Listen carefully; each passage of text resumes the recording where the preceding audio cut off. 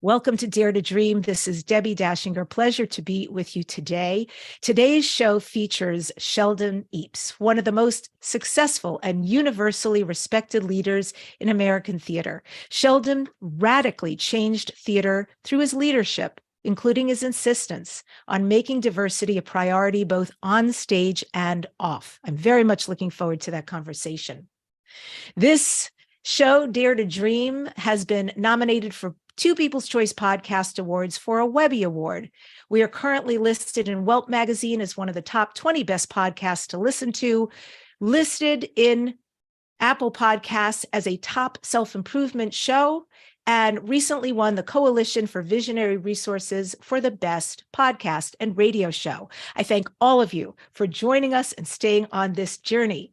This show is sponsored by Dr. Dane Here and Access Consciousness. They do beautiful energy work out into the world. If you'd like to become a facilitator or take one of their classes, go to drdanehere, HEER.com or accessconsciousness.com. I'm Debbi Dachinger, and I am a media visibility expert.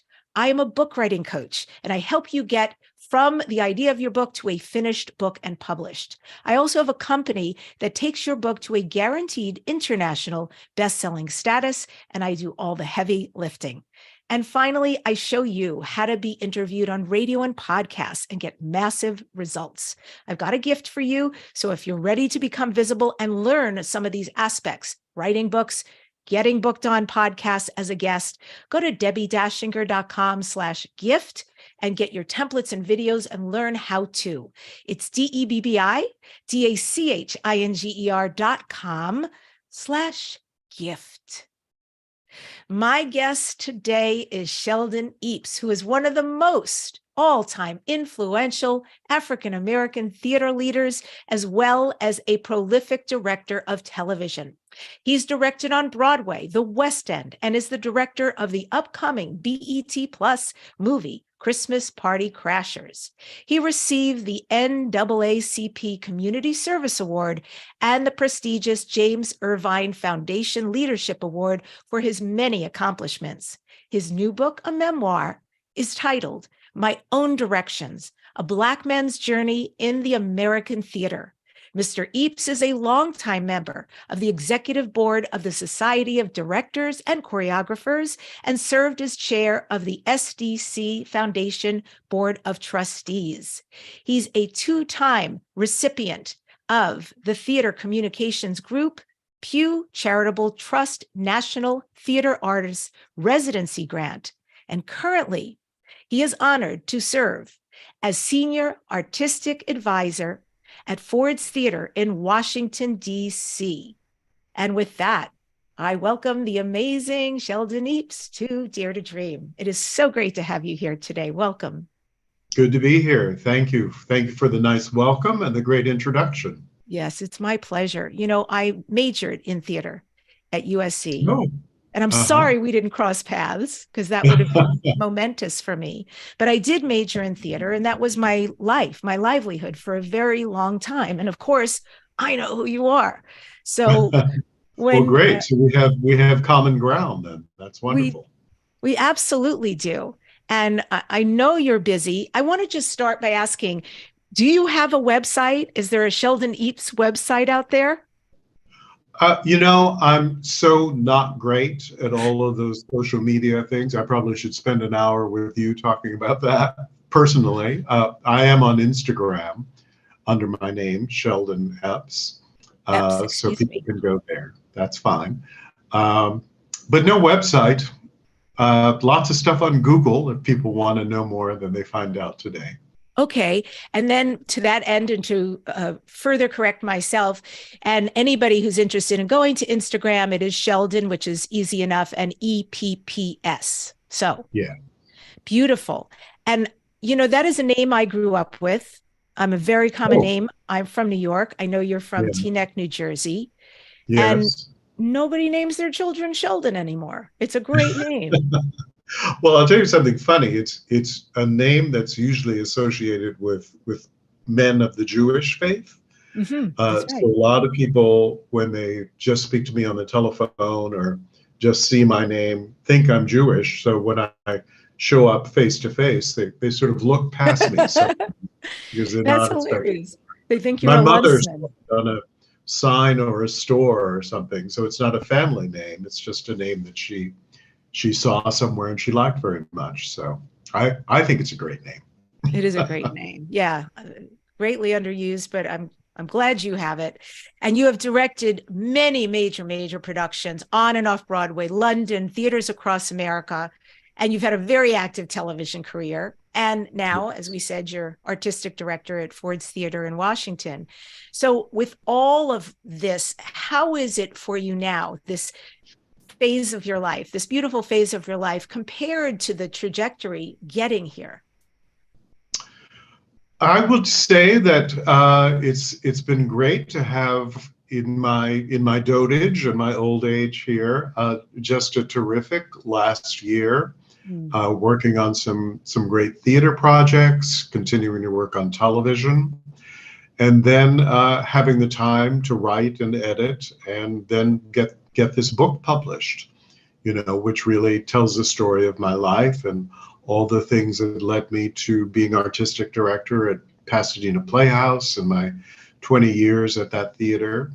So to have all of that in the space of a year has really been pretty phenomenal and kind of overwhelming. It didn't really hit me until towards the end of the year, when you get to New Year's Eve and you start to think about, okay, what did I do this year? When I realized all the things that had been accomplished, I was pretty impressed with myself, I guess I have to say. Well, your story is pretty amazing. Did you ever feel like somebody was helping you from the other side, that you had angels, that the universe in general was for you?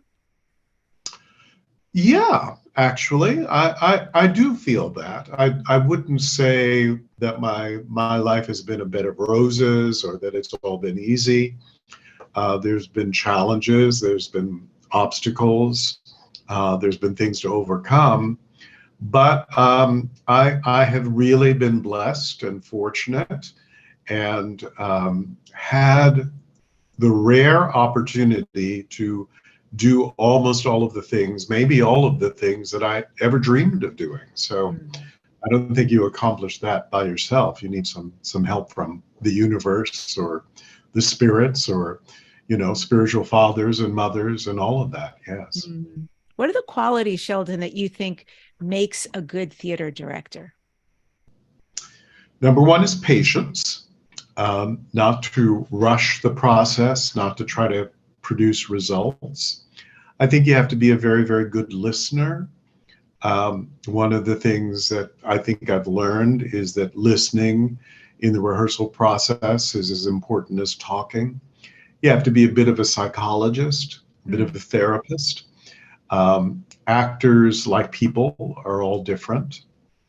There are certain things that help some people and other things that help other people. So as in any good relationship, you really have to be sensitive to who the person is and what their needs are and what is helpful to them and work from there. And then good taste, I think. You got to have good taste. Explain and you that have a to little want more. to be a storyteller also. You have to love storytelling. Yes, absolutely. What did you mean more specifically by good taste? I often think that you see productions, you see movies or stage shows or whatever, where everything is just thrown in together. It's every idea that everybody has. And it's a little like the great fashion critic Diana Vreeland said about dressing, or maybe it was Coco Chanel, I'm not sure. But one of them said, when women get dressed in the morning, they should put on every idea they have, and then they should take 2 or 3 things away, and then they'll be perfect. So you have to have the taste to know that just because an idea is there, you shouldn't try to use every idea in every production. You need the taste to say, this is appropriate for this production and the style of this show and for this story. but not for every show and not every story. Some things need utter simplicity. Some things need more complications. Hmm. Amazing. So there's a lot of discernment in there. Yeah, yeah. I guess that would be another way of saying good taste is discernment. Selectivity maybe. Yeah. And your life, as you said, in the entertainment business, there were highs, there were lows. Can you talk about some of that, some of the low times that you experienced and how you got through them? Yeah. Again, I don't think it's distinct to me as an artist. I think anybody's life as an artist in America is a roller coaster ride. You're never going to be working all the time. It's not a clear trajectory from beginning to heights. It's ups and downs, peaks and valleys all the time. But I think there's more challenges that are involved for artists of color, because on top of the normal challenges of a life in the arts, you also have those restrictions that are placed on you not by yourself but by our society, that says you can do this, you can't do this, this is available to you, this is not available to you, you can be a follower but not a leader, all of those things. So we're talking about dreaming, daring to dream. I still believe that you should dare to dream, absolutely. But, there are forces out there that want to inhibit those dreams and tell you not to have those dreams or kill those dreams. So, I've certainly experienced that in my life and had times when I don't think my dreams were ever diminished, but they've been challenged. I'll put it that way. Was it mostly early on in your career that you experienced that, or has it been pocketed throughout? I would say throughout. Certainly early on.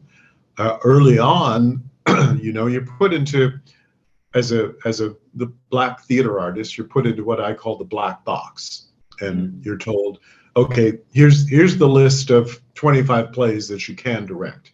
Don't think about directing anything else. And usually they're plays by Black writers, which is great, and certainly I admire many Black playwrights. But my admiration for Black playwrights doesn't mean that that's all I want to do. I also want to do Shakespeare. I want to do Noel Coward. I want to do Tom Stoppard. I want to have the freedom and the artistic range that any white director would have, any director who is not a person of color. So certainly I had that challenge early on in my career and had to make it clear to people in all kinds of ways that I wanted to go beyond the black box. But later, as the leader of a major American theater, there were people who felt I had no right to the job, I shouldn't be there. How did I get the job? Was this an accident? How long is it going to be before you fail in the job? And that was certainly true at the beginning of my time at Pasadena Playhouse, but I can't say that those feelings from some, not from everybody, but from some, didn't follow me all the way through my 20 years as the artistic leader of the theater. So yeah, and then, even after that, I think that there are opportunities that come to white folks that don't come to people of color unless you really fight for them. Is there anything to date that you have not yet done that you really would love to sink your teeth into, you would love to be at the helm of and direct? It's a great question. I actually, after all the theater I've done and after all of the episodic television that I've done, I'd never done a movie. I'd never done a full-length movie. And I did get to do a very sweet, charming holiday film that you mentioned, Christmas Party Crashers. That was on BET. And it was a great experience, a lot of fun. But that left me with a bit of a hunger to do a real feature film, a real big movie. Ooh, And there's one that may happen. I have a okay. script now that may occur. Okay, great. Well, this is your year. I see that for you. Thank you. So, once again, your book, My Own Directions, A Black Man's Journey in the American Theater, and you were talking about some of the challenges you experienced and the black box. Very Yeah. interesting term. I hadn't heard that before, but I completely understand what you're saying. And so that was some of your personal experiences. In a more global sense, what have you seen? And has it gotten any better? Are there still a lot of areas that where there is a black box, whether it's TV, film, or theater, that could use improvement? Well, let me first talk about the fact that things have definitely improved. Let me say that there is a lot to celebrate. There was a time early on in my tenure as leader of Artistic Playhouse when I was one of the only, and for certain years, the only Black person who was the leader of a major theater. That's not true anymore. There are many, many men and women of color who are artistic leaders, executive leaders. We're seeing many more faces of color on screen in movies and television, and behind the scenes as directors and writers and all of that. So there's no doubt that things have gotten considerably better. But we don't want better to mean that everything is perfect. We don't want better to mean that there aren't still challenges there. And we don't want better to mean that there's nothing more to be accomplished, because it's a constant battle, I think. And even with those, since 2020, the Black Lives Matter movement, we've seen a lot of hiring of people in executive positions. Mm-hmm. My fear is that it's a moment and not a movement, that it was a knee-jerk reaction. I hope that's not true. I hope I'm wrong about that. But I do have sort of this nagging fear in the back of my head that, maybe we'll do this for a while and then we can say we did it and then we can move on. So I think we've got to be on our guard against that as well. Absolutely. And so what I hear you saying is, yes, things have indeed gotten better, but better is not done. Yeah, right, right. And you can't judge success by things being better. Mm. If something was really, really bad and it's better, it still could be not as bad, but bad, and certainly doesn't mean that things have been healed. That's the other thing. Racism is an illness. And what do you do when you have an illness? You take medicine. You don't take medicine for as long as you want to take it. You take it until the illness goes away. And that illness has still, as demonstrated right now by so many things we hear in the news, the illness of racism has not gone away in our country. Yes, agreed, 100%. And it's sickening. Yeah. I would love to give you this platform to speak very freely. What specifically do you see as infractions, and or what specifically, Sheldon, do you want to be different? Where do you want to see the difference made? Um, you know what? I would like to not have to talk about this anymore. That really would be the ultimate goal and the ultimate measure of our success. Yeah. When the doors were all open, when there were no impediments, so that we didn't have to, so that diversity was a fact and not an effort, so that we weren't fighting for these same things that we've been fighting for so long. They would just be the reality of our existence. And yes, it's gratifying to have been one of the first, one of the only, one of the few One of the few. event anymore. Yeah.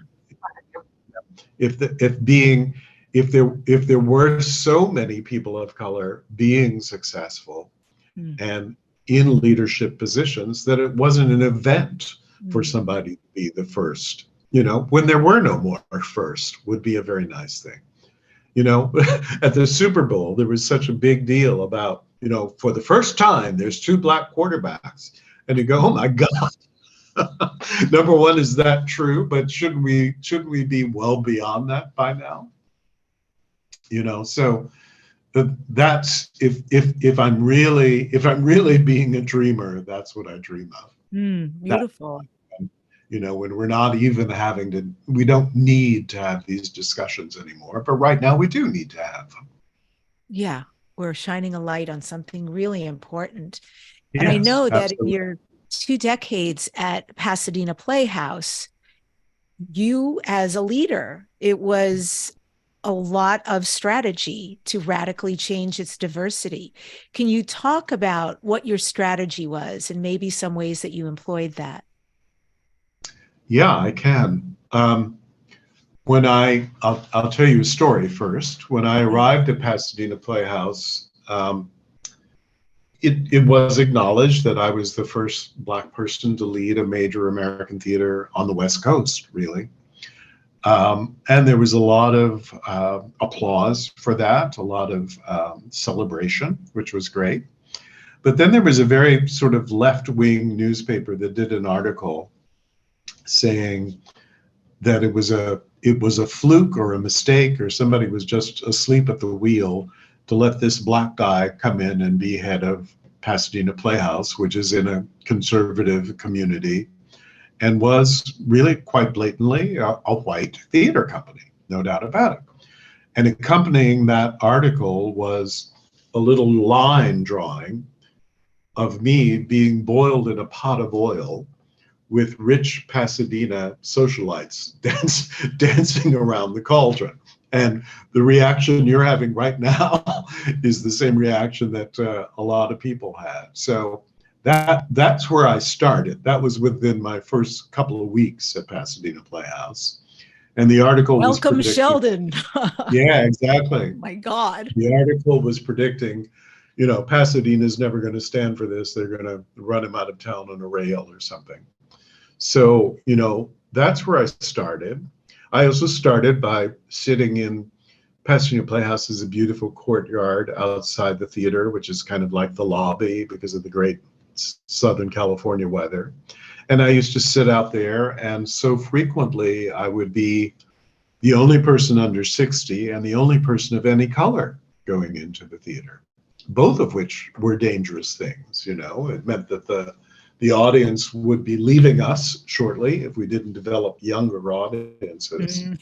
And in no way did that reflect the diversity of Pasadena, certainly not the diversity of the city of LA, and not the diversity of our country. So I did determine that had to change. The first way to go about it was through the programming, through the selection of material, to Mm. make sure that there were other than white people on the stage Mm. and involved in the work. But then, you also have to make sure that you get the message out there to new audiences that you're doing the play and that there really is a genuine invitation to them to come and share the experience. If you've been locked out of a place, a home, a restaurant, a bar, whatever it is, a theater, if you've been locked out for years or decades, somebody's got to make it very clear to you that things have changed. And that's a marketing effort. That's not really related to the play itself or to the craft or the artistry. That's marketing. And it's also, going out to the community, not waiting for the community to come to you, but going out to the community and saying, listen, I am here now, which is a big step. And I really want you to come into my home. I really want you to come and be a part of what I'm doing. What was what was the greatest reference point? What was the biggest marker of all of what you did around that was really well received and created the most diversity and maybe change? I think it was a particular production I did. I through a lot of good luck and good fortune, I was able to attract Lawrence Fishburne and Angela Bassett to star in a production of Fences that I did, the great August Wilson play. And that great combination of a wonderful play with not just well-known, but spectacularly good actors in a play where everything really came together, completely drew in a new audience, an audience that Pasadena Playhouse had not seen maybe in decades. Full houses. I think we sold out, within a week of announcing who was in it. And that celebration of everything coming together artistically as well as in terms of diversity was a great moment for me personally, but also for the theater, and really put us on the map in a great way. And it's amazing play, amazing playwright, and you got amazing actors. Yes. What attracted them? Was it you, Sheldon Epps, or was it the experience, or I think it was the play. It was the play first and foremost. August Wilson, so greatly admired and deservedly so. It was that particular play, which many people think is his best play. The fact that that play had such a great role for Lawrence Fishburne and such a great role for Angela Bassett, then attracted other well-known actors to fill out the company. So it was the play, and I do believe that people understood what I was trying to accomplish at the theater. All of those people were aware of Pasadena Playhouse, but they certainly had never worked there. They may not even have been there in many years, but they understood that I was trying to break down the walls of the theater, so to speak, and give this theater to each and every community in Los Angeles, not just the community that had been supporting it over the last 20 years. And so they were supporting my mission, they were supporting the play, but they were also— it's a co-mission, isn't it? Yeah, exactly. It's a mission that they believed in and that they wanted to help. Amazing. Beautiful. I actually saw the playbill for that. Oh, did you? Yeah. Yeah. I think it's up. Yeah, no, I sometimes have to— there are a couple of situations like that. Angela and Lawrence together is one of them, but I did another play with Felicia Rashad and Diane Carroll in the same play. Wow. And I sometimes have to look at pictures or whatever and say, wow, that really did happen. Those people were really in that play together. That's kind of amazing. That's beautiful. Yeah, I know the playbill is sort of orange with their faces on it. Yes, yes, you're absolutely right. Yes, a beautiful picture of the two of them. Yeah. Today you are in Washington, and I am. Yeah, can you talk about what you're doing there? Are you allowed to talk about what you're doing there? Yes, I can. I'm working on a new musical called Shout, Sister, Shout, which opens the middle of next month, middle of March. And it's about Rosetta Tharpe. Do you know who Rosetta Tharpe is? I do not. Okay, well, that's one of the reasons we're doing the show, because everybody should know who Rosetta Tharpe is. Rosetta Tharpe was a great gospel singer. Beautiful. She was also a great guitar player. That combination was very unusual for a woman and very unusual for a Black woman.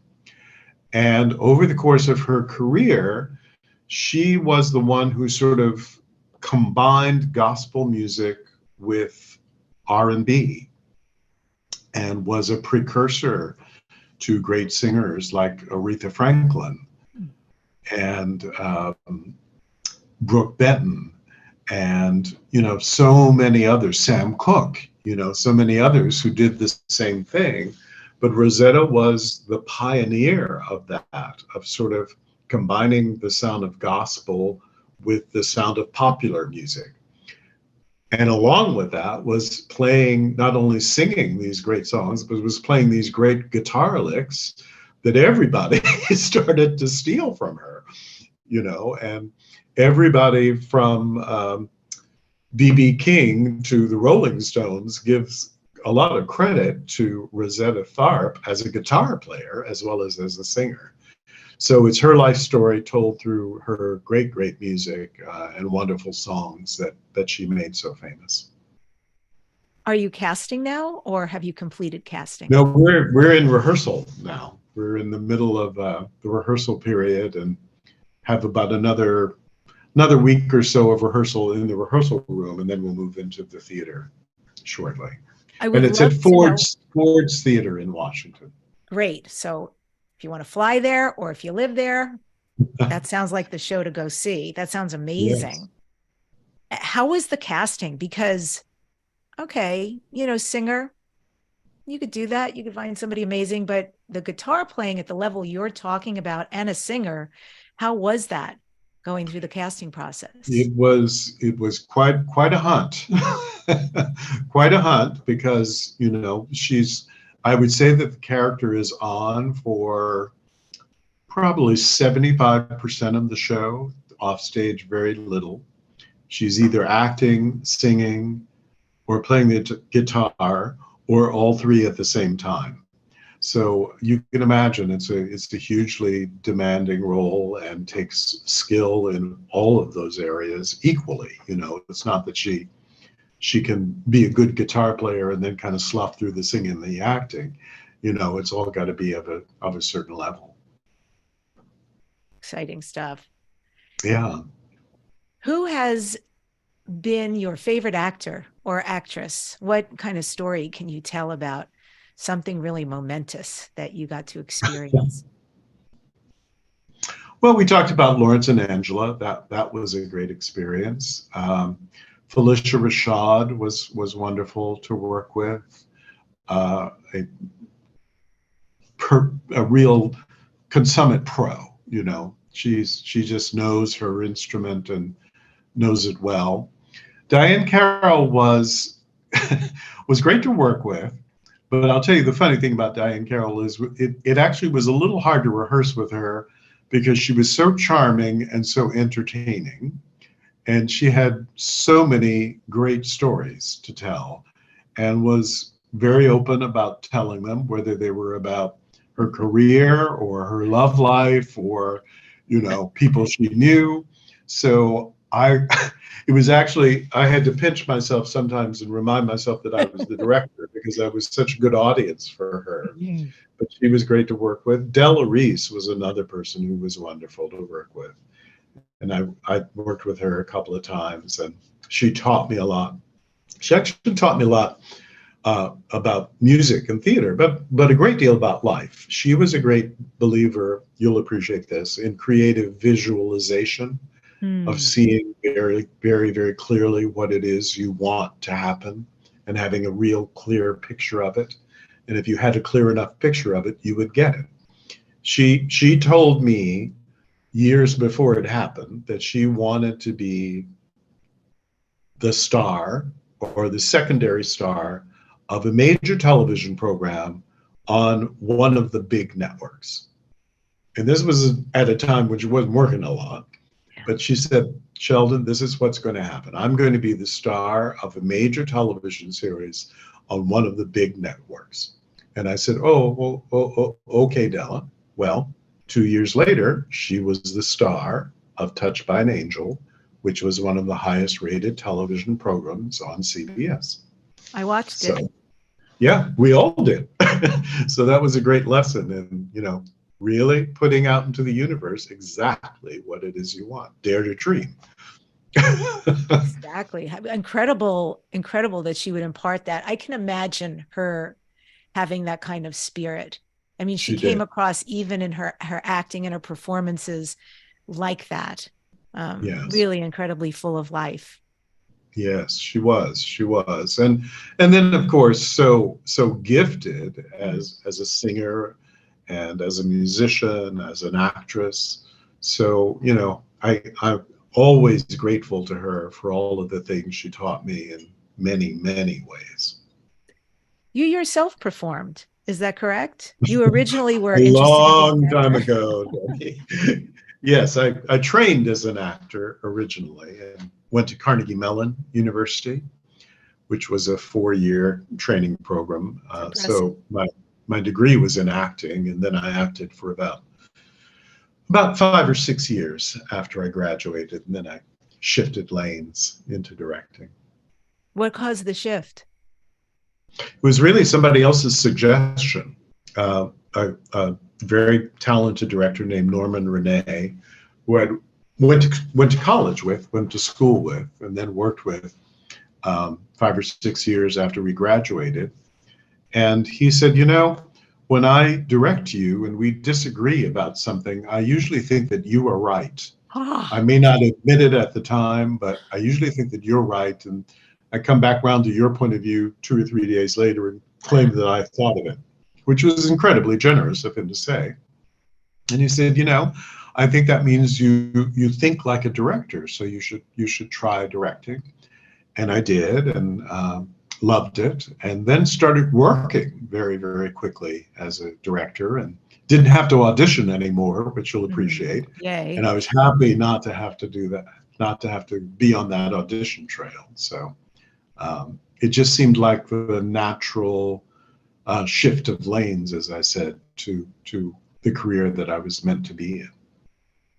I've always really admired directors because, in my estimation, when I was in the acting world, to me, the director had a vision that saw everything. It was the full matrix, all the moving pieces. It included what things looked like, sounded like, where people moved, what intentions were, connections, relationships, and the whole arc of the story. And I do not feel I have that skill at all. I was, actor, period. Yeah. But No, I think you're right. I think what you're trying to do when you do a production, certainly in the theater, but also film, television, you're trying to create a world,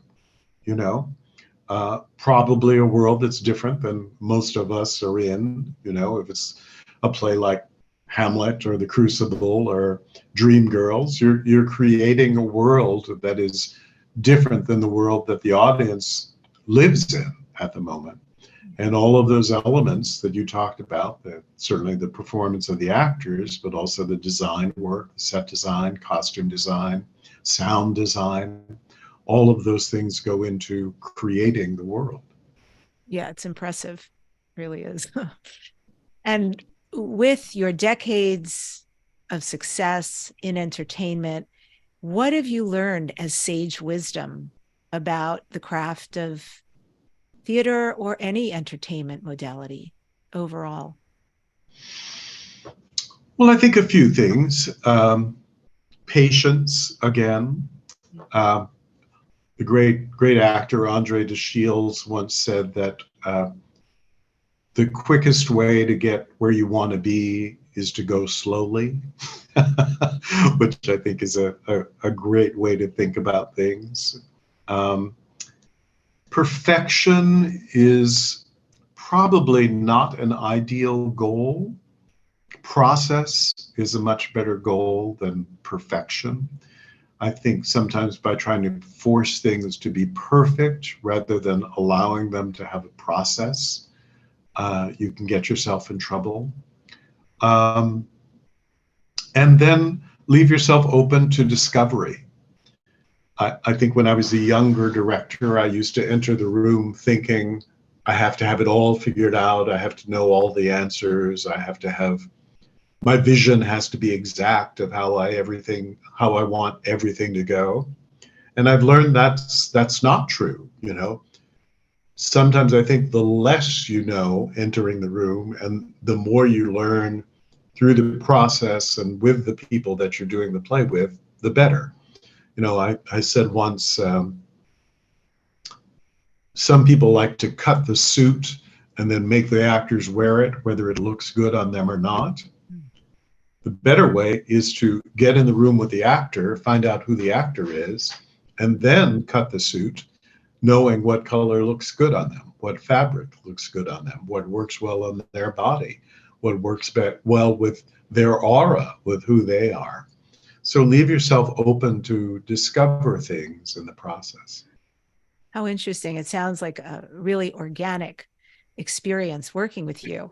And does that mean then that the first thing you start out with is a table read, or Oh, yes. what is your process when you work like Yes. this with people? No, that's exactly right.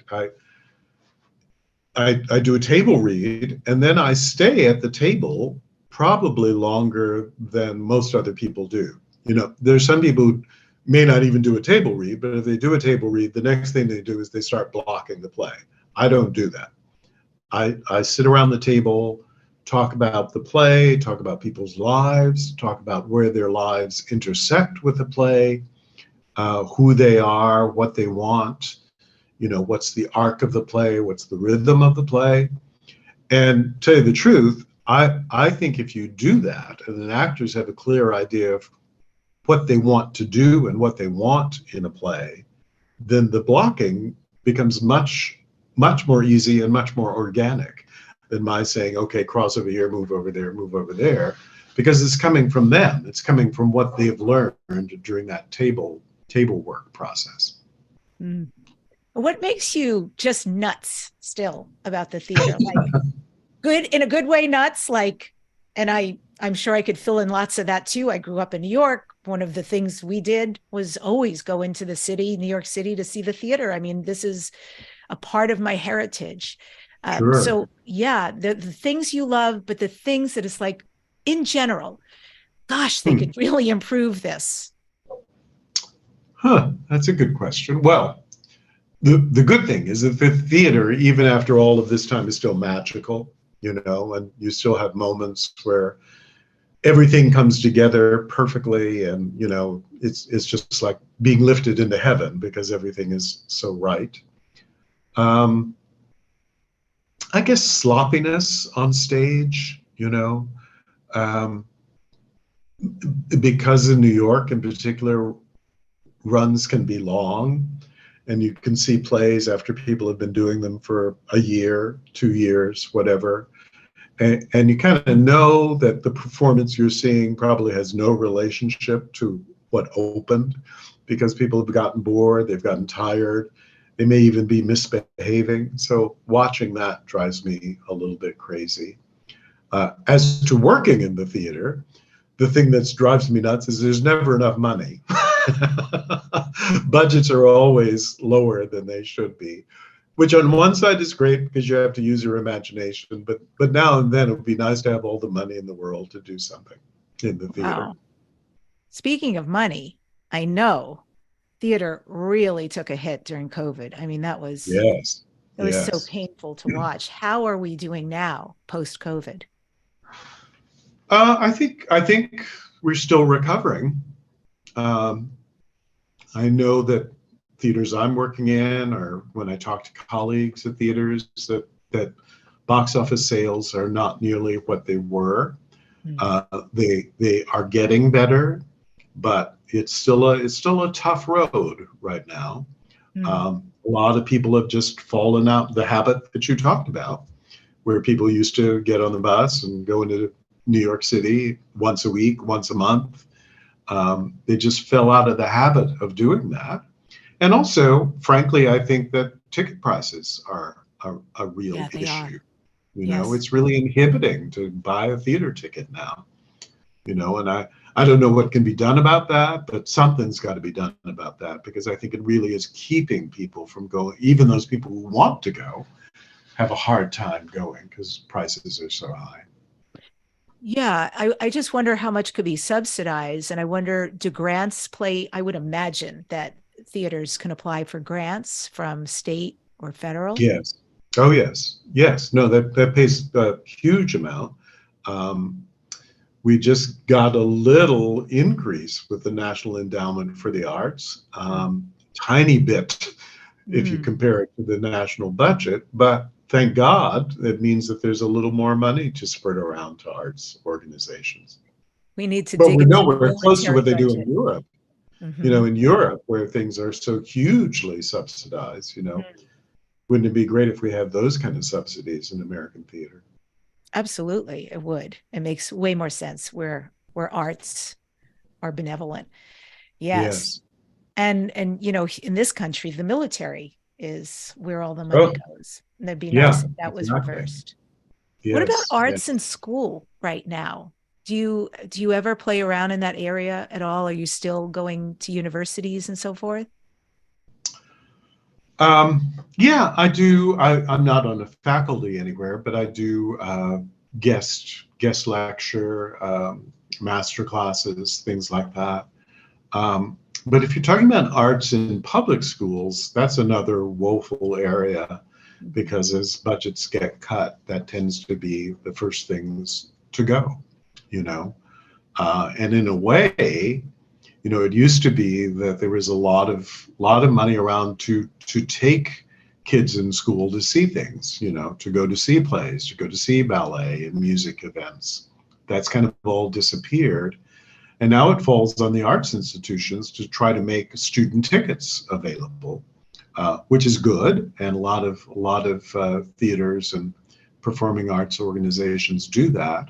But that then becomes a drain on their budget. So, it's tough. But I think it's essential that people are like you and me and they get in the habit of going to see things early in their life.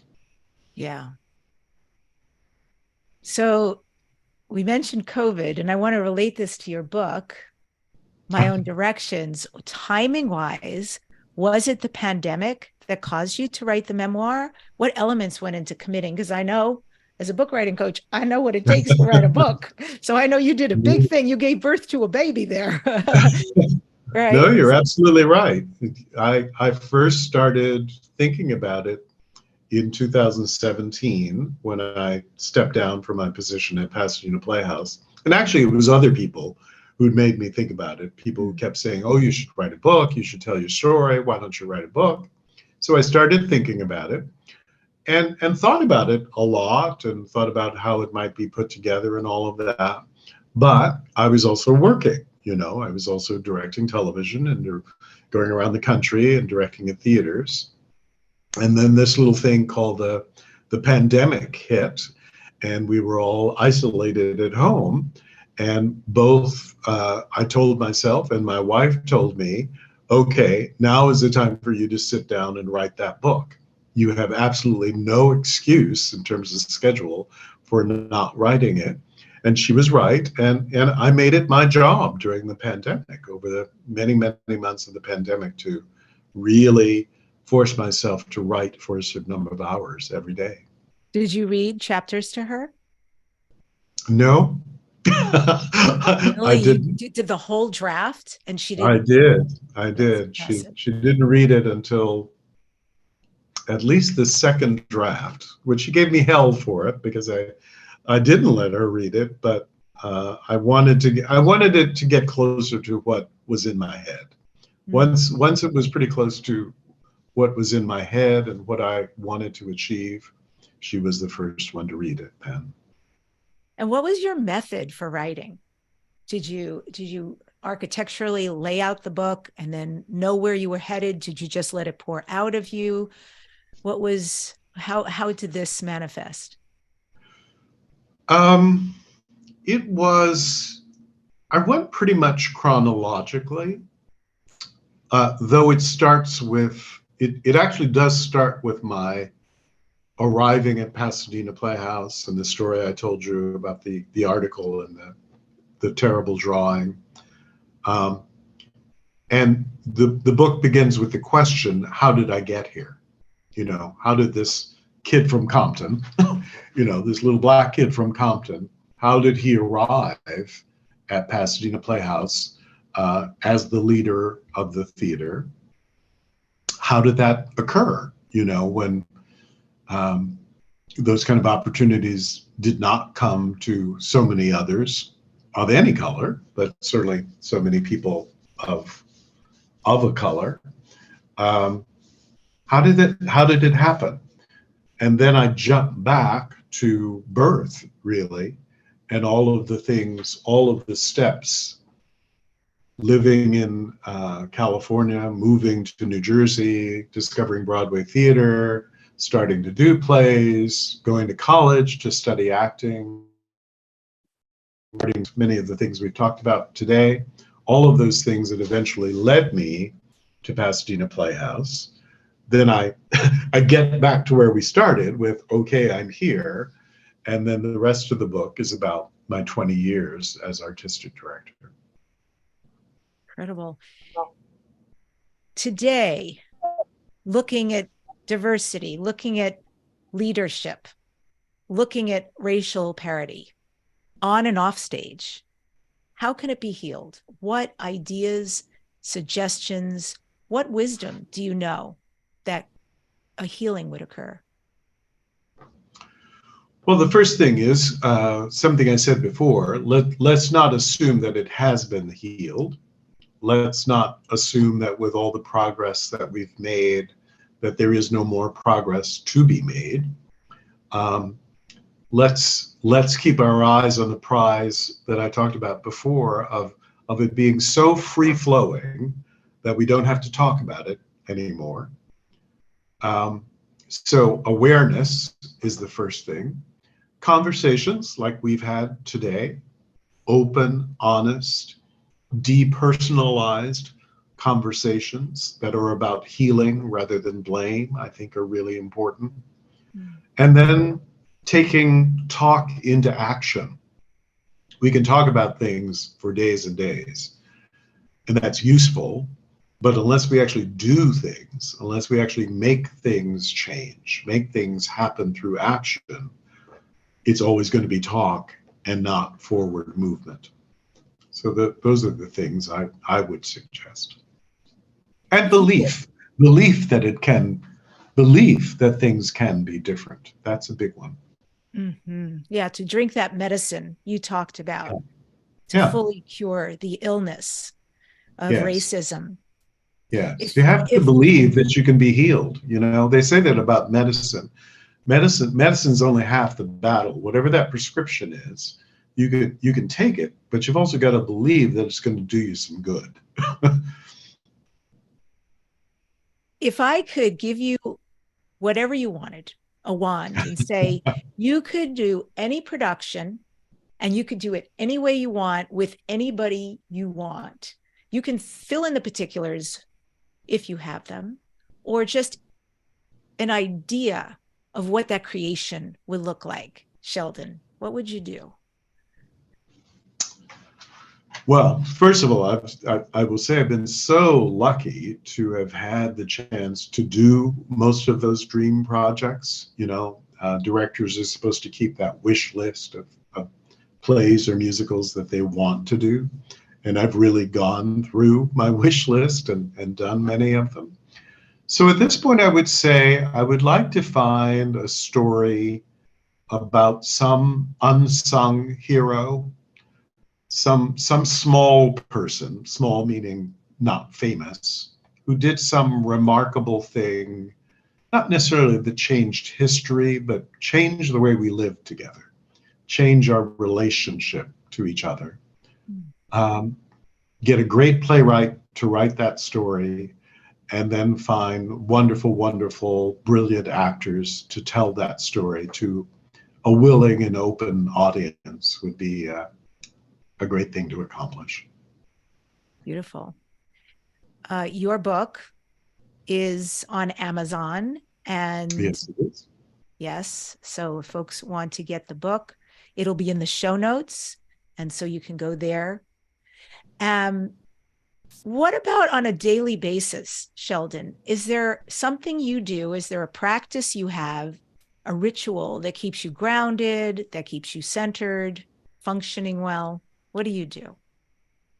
It's funny, I was just talking about this with somebody at rehearsal today. The most grounding thing that I do, and it's not revolutionary, it's not brilliant or anything like that, it's quite simple. When I wake up in the morning, I try to give myself at least 10 to 15 minutes of quiet time before I look at any device, before I run to my phone or my tablet or my computer. Just 10 to 15 minutes of time just to be at peace and to express gratitude for the fact that I woke up and that it is a new day and that everything is ahead of me. Lovely. This is Dare to Dream, Sheldon Epps. What do you next dare to dream? What are your future dreams and visions and goals? Well, we've talked about some of them. I'm looking forward to an opportunity to work more in film. I want to keep working more in theater and telling great stories, as I said. And I'd like to, this is a really honest thing for me to tell you, but I will tell you. I think there's something about artists that always pushes us to want to prove ourselves more, prove I can do the next thing or the next thing or the next thing. I'd like to relax a little bit more, Debbie, in a sense of achievement about what I've done. And I have been fortunate to do so much, to rely on that and do things not because I'm trying to prove anything, but because I want to, because I have a burning passion and desire to do them. Is there anything here at the end you'd like to say to the listeners and the viewers? Be blessed, be lucky enough to do what I have done, which is follow my own directions, as my book is titled, but find your directions, find those dreams, those goals, those ambitions, all of those things that will bring you pleasure, bring you joy, bring you happiness. Know what they are, go after them passionately, and know that anything and everything is available to you if you approach it with passion. Thank you so much for being on the show today. This has been a real treasure. Oh, thank you. It's been great to talk with you. Thank you. I end today's show with this quote from Willem Dafoe. Great theater is about challenging how we think and encouraging us to fantasize about a world we aspire to. Subscribe to this #1 transformation conversation, Dare to Dream with Debbi Dachinger. Please like, comment. I read all of what you write, and I appreciate it so much. Send it to somebody you know who will enjoy the show. Next week on the show, I'm featuring the amazing Anna Leverance from Germany, speaking about the quantum way of being, co-creating the new earth, and manifesting quantum miracles. Thank you so much for joining us today on Dare to Dream. And remember to go out there and be the change you heard about today on the show. Be the healing and the change, because you are that important. The recording has stopped. Thank you. Thank you, Debbie. It's really